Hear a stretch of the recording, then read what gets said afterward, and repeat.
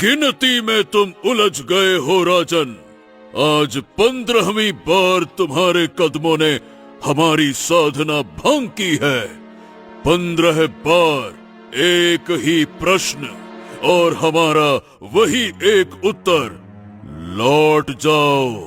जो तुम मांग रहे हो वो प्रकृति के नियमों के विरुद्ध है। वो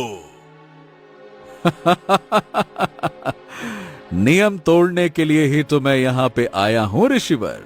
अरे 15 बार क्यों, अगर मुझे 100 बार भी आना पड़े तो मैं पीछे नहीं हटूंगा। जिद्दी राजन, ये जिद जो है ना, ये बच्चों का खिलौना होता है। मृत्यु वो सत्य है जिसे आज तक कोई नहीं टाल सका। विधाता की खींची लकीरें मिटाने की शक्ति त्रिलोक में किसी के पास नहीं है। जो जन्मा है उसका अंत निश्चित है। स्वीकार तो कायर करते हैं महाराज। मैं अपना भविष्य देखूंगा भी, और अगर उसमें मेरी मौत लिखी होगी तो मैं उसे बदलकर अमर भी बनकर दिखाऊंगा। तभी आसमान में जोर से बिजली कड़की। राजा का धैर्य जवाब दे जाता है। उसकी नजर साधु के आसन के पास रखे एक चमकीले भोजपत्र पर पड़ी। और सुनो ऋषिवर, अगर तुम अपनी जबान से नहीं बताओगे तो तुम्हारे ये शास्त्र बताएंगे। रुक जा मूर्ख राजन, उस काल ग्रंथ को हाथ मत लगाना। वो ज्ञान एक श्राप है, उसे पढ़ना विनाश को न्योता देना है। रुक जा। अरे श्राप या वरदान, ये तो वक्त बताएगा ऋषिवर। मिल गया मुझे। नीलम नदी के गर्भ में काल दर्शनाय मछली, जो भविष्य का प्रतिबिंब दिखाएगी।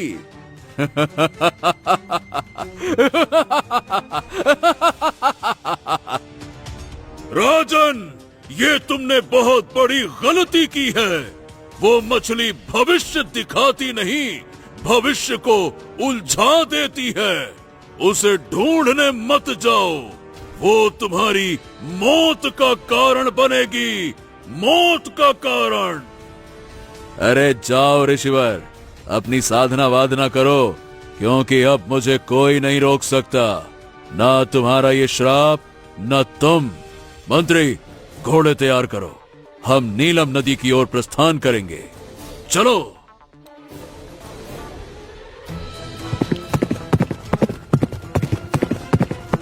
राजा हरि सिंह और मंत्री अश्विन घोड़ों पर सवार होकर घने जंगल से गुजर रहे थे।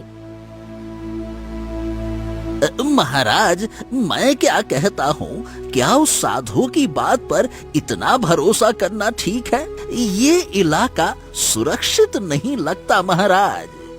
ओ मंत्री, जब मौत का डर सर पर सवार हो ना, तो हर खतरा छोटा लगता है। मुझे वो मछली चाहिए, किसी भी कीमत पर। कुछ देर बाद राजा हरि सिंह अपने मंत्री के साथ नीलम नदी के घाट पर पहुंचे। हाँ, यही है वो जंगल। मंत्री, तुम किनारे पर खड़े रहो। अगर मैं बहने लगूं तो रस्सी फेंककर मुझे बचा लेना। हाँ, आप निश्चिंत रहिए महाराज। मेरे जीते जी आपको खरोच तक नहीं आएगी। जाइए जाइए। हरि सिंह ग्रंथ में लिखा गया मंत्र बुदबुदाने लगे।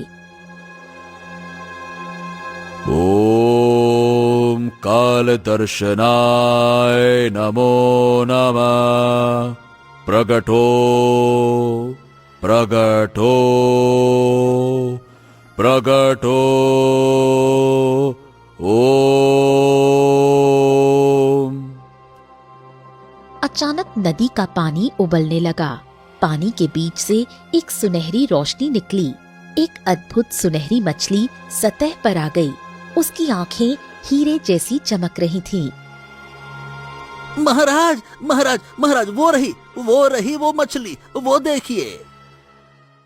आ गई मेरी किस्मत मेरे हाथों में।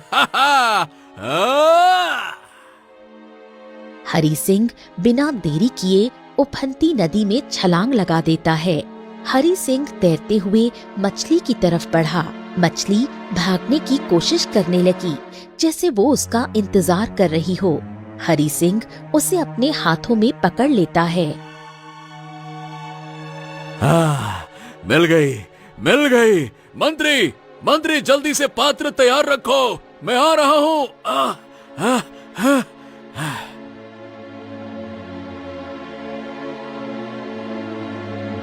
हरि सिंह किनारे पर आता है और मछली को अश्विन के हाथ में मौजूद पानी के बर्तन में डाल देता है। तभी नदी में एक जोरदार लहर उठती है और पानी से एक जलपरी का सिर बाहर आता है। रुक जाओ मानव, तुम नहीं जानते तुम क्या अनर्थ कर रहे हो। इस मछली को उसकी दुनिया से दूर ले जाना प्रकृति के नियमों के खिलाफ है। नियम कमजोरों के लिए होते हैं जलपरी, और अब ये मछली मेरी है। ये मछली तुम्हें वो सच दिखाएगी जिसे तुम बर्दाश्त नहीं कर पाओगे। इसे अभी छोड़ दो, वरना बहुत पछताओगे।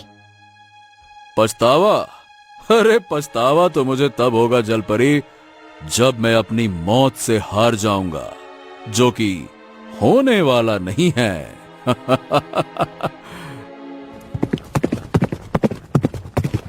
राजा और मंत्री वहां से तेजी से निकल गए। जलपरी पानी में देखते हुए उदास हो गई। मूर्ख इंसान अपनी मौत का सामान खुद अपने साथ ले जा रहा है। मुझे इस पर नजर रखनी होगी।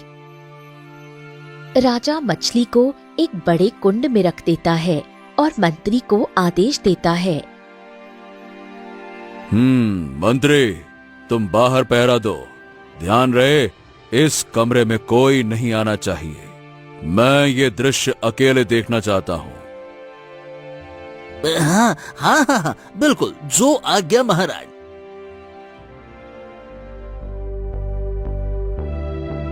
अश्विन बाहर चला जाता है। राजा कुंड के पास झुकता है। हे जादुई मछली, मुझे साधु ने बताया है कि तू भविष्य का सच जानती है। मुझे दिखा कि राजा हरि सिंह का अंत कैसे होगा, मेरा आखिरी पल कैसा होगा, बता मुझे। तभी मछली कुंड में तेजी से गोल गोल घूमने लगी। पानी में भंवर बनता है और एक चित्र दिखाई देने लगता है, जिसमें राजा हरि सिंह एक खाई में गिरने वाला है।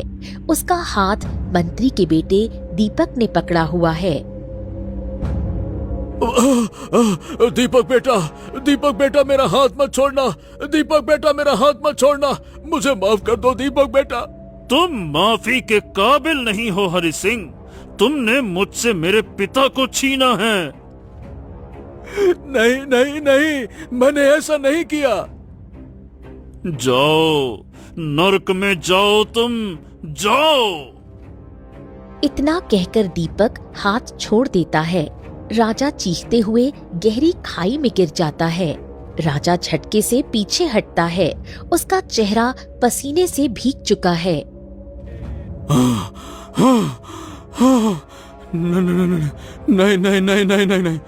नहीं, ये नहीं हो सकता। दीपक मंत्री का बेटा दीपक, वो मुझे मारेगा। वो भोला भाला लड़का, वो मेरी मौत का कारण बनेगा। नहीं।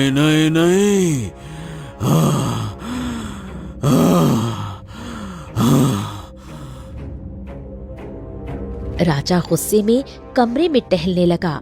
उसका डर अब क्रोध में बदल चुका है। तुमने मेरे पिता को छीना। दीपक ने उस दृश्य में ये कहा। इसका मतलब भविष्य में अश्विन मर चुका होगा, यानी कि मंत्री मर चुका होगा। अगर मैं दीपक को भी खत्म कर दूं, तो ना तो वो बड़ा होगा और ना मुझे खाई में गिराएगा। हाँ, अगर मुझे भविष्य बदलना है तो मुझे जड़ और तना दोनों काटने होंगे। हाँ।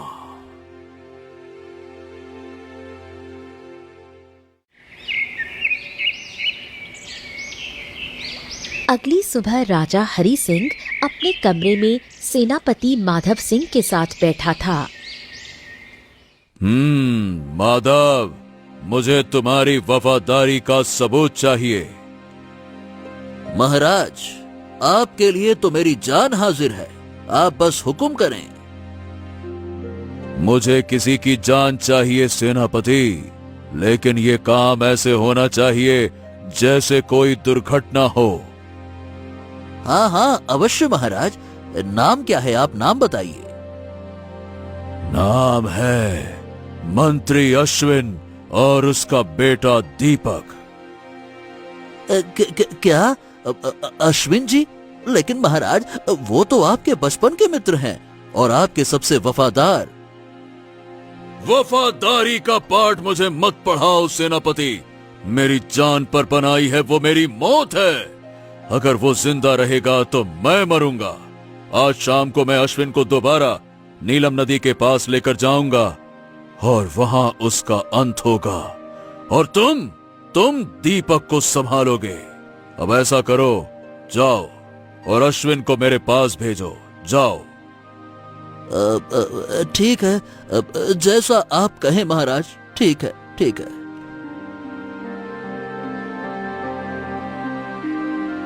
उसके बाद अश्विन राजा के पास आया। कहिए महाराज, क्या बात है? आपने मुझे याद किया?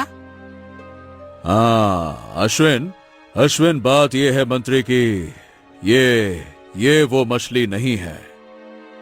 हाँ, ये क्या बात करते हैं महाराज? आपने तो बड़ी मेहनत से उसे पकड़ा था।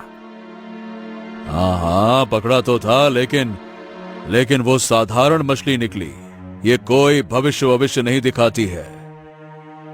हाँ, तो इसका मतलब ये हुआ कि साधु महाराज ने हमें पागल बनाया महाराज। नहीं, पागल नहीं बनाया मंत्री। जादुई मछली सच में है, इतना मुझे विश्वास है। लेकिन हाँ, ये वो मछली नहीं है। हम गलती से कोई और मछली ले आए। अच्छा, तो अब क्या करेंगे? अब क्या, हमें वापस से नदी के पास जाना होगा और इस बार सही जादुई मछली को लाना होगा। यही उपाय है। हाँ, ठीक है महाराज, जैसा आप कहें।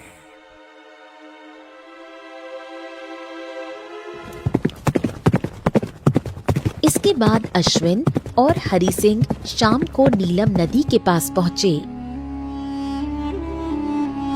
हाँ, इस बार तो उसे पकड़ ही लूंगा। अच्छा मंत्री, एक काम करो, जरा नदी के पास जाकर देखो कि उसका बहाव कैसा है। अश्विन नदी के पास गया, तभी हरि सिंह उसे पीछे से धक्का दे देता है। अश्विन तेजी से बहती हुई उस नदी में गिरता है और बहने लगता है। तभी नदी में से एक जलपरी निकलती है। वो भी अश्विन को बचाने के लिए उसके पीछे पीछे तैरने लगती है। हाँ, बाप को तो मार दिया, अब बेटे की बारी है। हरि सिंह अपने साथ एक कबूतर लाया था। वो उस कबूतर के पैर में एक चिट्ठी बांधकर उसे उड़ा देता है और हरि सिंह उसी नदी के पास एक तंबू बनाकर रहने लगता है ताकि दीपक के मरने की खबर लेकर ही लौटे। अब ये कबूतर कल तक राज्य पहुंच जाएगा।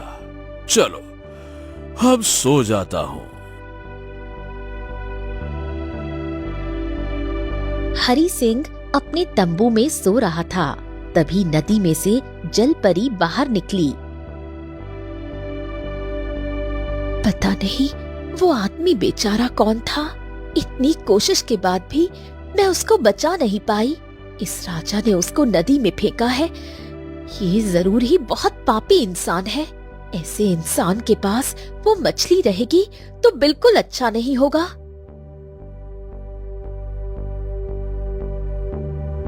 जल परी राजा के तंबू में जाती है जहां राजा सो रहा था। पता नहीं इसने उस मछली को कहाँ रखा है।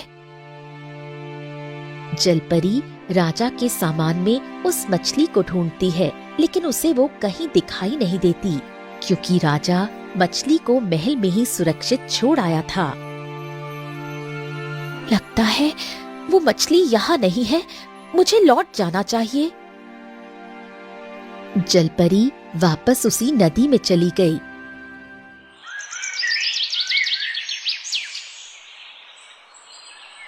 अगली सुबह माधव सिंह के पास वो कबूतर आया। माधव उसमें से चिट्ठी निकालता है और पढ़ता है। उसमें लिखा था, अश्विन को मैंने नदी में फेंक दिया है। अब आगे का काम तुम करो, वैसे ही जैसा मैंने समझाया था। ओह, यानी कि महाराज ने आधा काम कर दिया। अब बारी है बेटे को नदी के पास ले जाने की।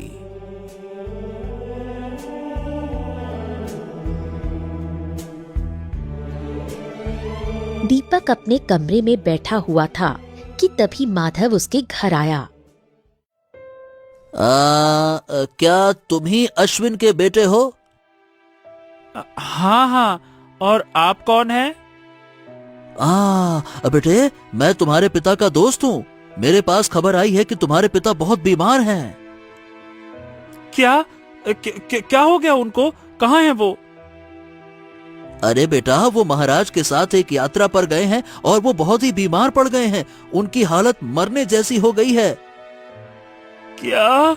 ऐसा कैसे हो गया? मैं उनसे मिलना चाहता हूँ। बताओ कहाँ है वो? कहाँ गए हैं वो? ठीक है बेटा, मैं तुम्हें उनके पास ले चलता हूँ। चलो आ जाओ। माधव दीपक को लेकर नीलम नदी के पास आने लगा। कुछ समय की यात्रा के बाद वो उस नदी के पास पहुंचते हैं। राजा वहां उनका इंतजार कर रहा था। दीपक दीपक दीपक, तुम आ गए। हाँ महाराज, मेरे पिताजी कहाँ हैं? उनकी तबीयत कैसी है? कहाँ है वो? उनकी तबीयत हाँ, उनकी तबीयत अब ठीक है बेटा, वो तो बढ़िया है। तो कहाँ है वो? मैं उनसे मिलना चाहता हूँ। कहाँ है वो? हाँ, जरूर। माधव सिंह, जरा दीपक को इसके पिता से तो मिलवाओ। जाओ, ले जाओ बेटा, जा। हाँ, आ जाओ बेटे, आ जाओ, इस तरफ आओ। माधव दीपक को नदी के किनारे पर ले आता है। ये तो नदी का किनारा है। आप मुझे यहाँ क्यों लेकर आए हैं? पिताजी कहाँ हैं मेरे? अरे बेटा, तुम्हारे पिताजी से यहीं पे तुम मिलोगे, क्योंकि तुम्हारे पिताजी ऊपर जा चुके हैं और तुम्हारे लिए ऊपर जाने का रास्ता यहीं से है। ये कहकर माधव दीपक को धक्का देकर नदी में गिरा देता है। दीपक नदी के तेज बहाव के कारण बहने लगा।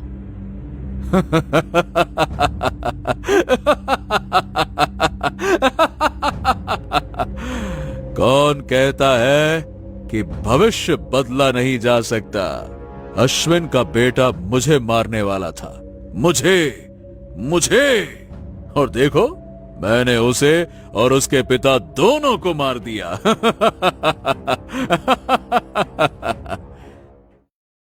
पर महाराज, ये काम तो आप राज्य में भी रहकर कर सकते थे। इतनी दूर आने की क्या जरूरत थी? अश्विन मेरा मंत्री था सेनापति।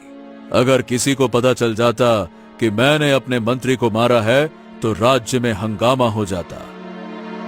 ओ, तो इसीलिए आपने ये काम राज्य से दूर इस जगह पर किया। बिल्कुल सही समझे। चलो अब चलते हैं, चलो।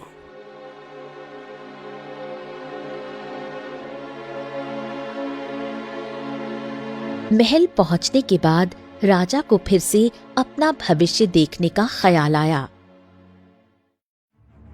हाँ, इस मछली ने तो मुझे मौत से बचा लिया, लेकिन अब सवाल यह है कि अगर दीपक नहीं रहा तो अब मेरी मौत कैसे होगी। हरि सिंह ने उस मछली से पूछा, हे भविष्य दिखाने वाली मछली, मुझे बता कि मेरे जीवन का आखिरी दिन कैसा होगा, मेरी मौत कैसे होगी, बता मुझे। तभी वो मछली पानी के कुंड में गोल घेरा बनाती है और उसमें राजा को अपना भविष्य दिखाई देता है। राजा हरि सिंह एक खाई में गिरने वाला है। उसका हाथ मंत्री के बेटे दीपक ने पकड़ा हुआ है। ये कैसे हो सकता है? ये कैसे हो सकता है? मैंने तो अपना भविष्य बदल दिया, उस दीपक को मार दिया, उसको तो मैंने मार दिया, पर अभी भी ये मछली वही भविष्य क्यों दिखा रही है? इधर नदी के किनारे जल परी दीपक को बचा लेती है। मैं कहाँ हूँ? जहाँ भी हो, जिंदा हो। और तुम कौन हो? मैं एक जल परी हूँ। तुम नदी में बह रहे थे, मैंने तुम्हारी जान बचाई। पर मुझे नदी में धक्का किसने मारा? ये सब उस राजा का किया हुआ है। वो मेरी जादुई मछली ले गया। उसी ने तुम्हारे पिता को मारा है। मैंने उन्हें बचाने की बहुत कोशिश की, लेकिन बचा नहीं पाई। जल परी दीपक को सब कुछ बताती है। हे भगवान, ये कैसा दिन दिखाया तूने। मेरे पिता को ऐसी मौत मिली कि उनका शरीर भी देखना मुझे नसीब नहीं हुआ। लेकिन मैं कसम से कहता हूँ, मैं उस राजा को छोड़ूंगा नहीं। इतना कमीना है वो, मैं उसे छोड़ूंगा नहीं छोड़ूंगा मैं उसे। तुम्हें अपना बदला चाहिए और मुझे अपनी मछली। हम दोनों एक दूसरे के काम आ सकते हैं।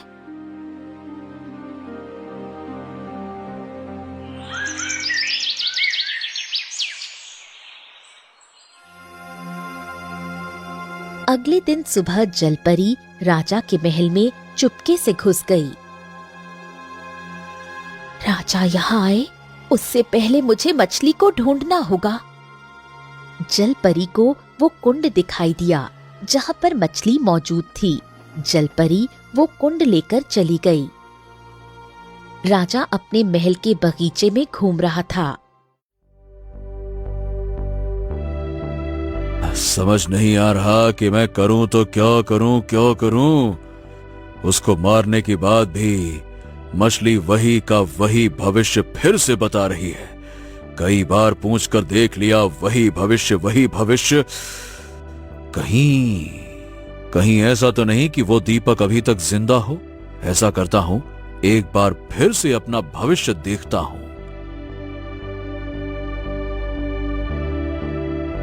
हरि सिंह अपने कमरे में वापस आया और उसको पता चलता है कि वो मछली का कुंड गायब हो गया है। हैं? मेरी मछली कहाँ चली गई? हरि सिंह को एक खत मिलता है। उसमें लिखा था, अगर मछली वापस चाहिए तो जंगल के उस पार आ जाना। अकेले आना और निहत्थे आना, वरना मछली को मार दिया जाएगा। ओह! जिसने भी मेरी मछली को चुराने की हिम्मत की है, मैं उसका इतना बुरा हाल करूंगा कि वो सोच भी नहीं सकता।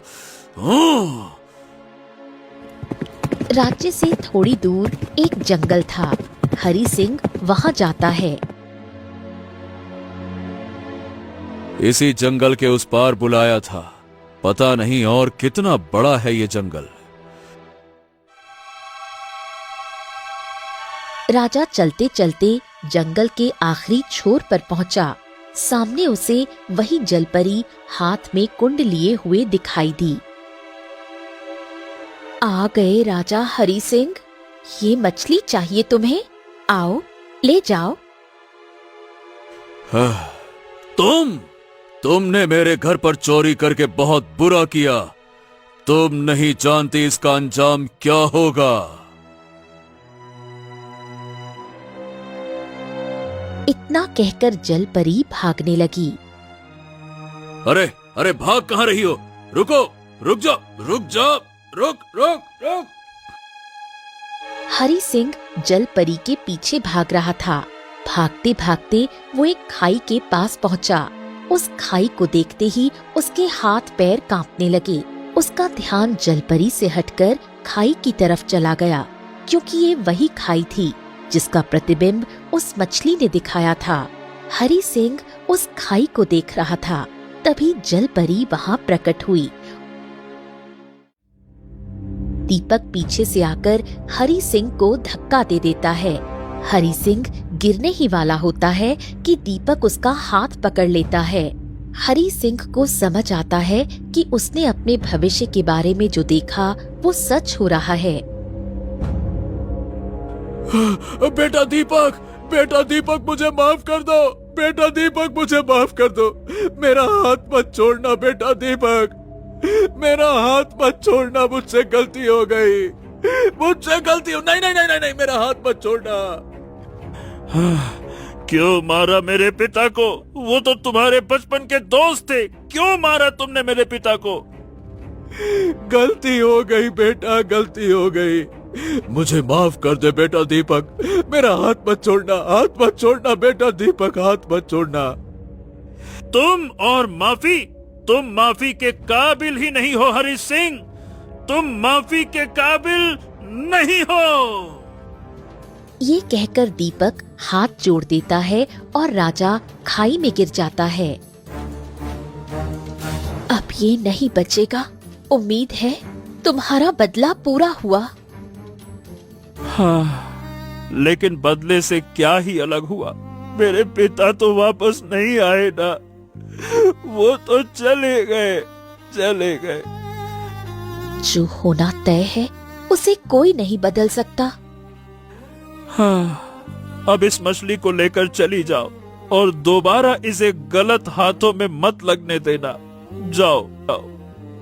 और इस तरह से जादुई मछली मिलने के बाद भी हरि सिंह अपनी मौत को नहीं टाल पाया, क्योंकि भविष्य हमेशा तय होता है। दुनिया की कोई ताकत उसे बदल नहीं सकती।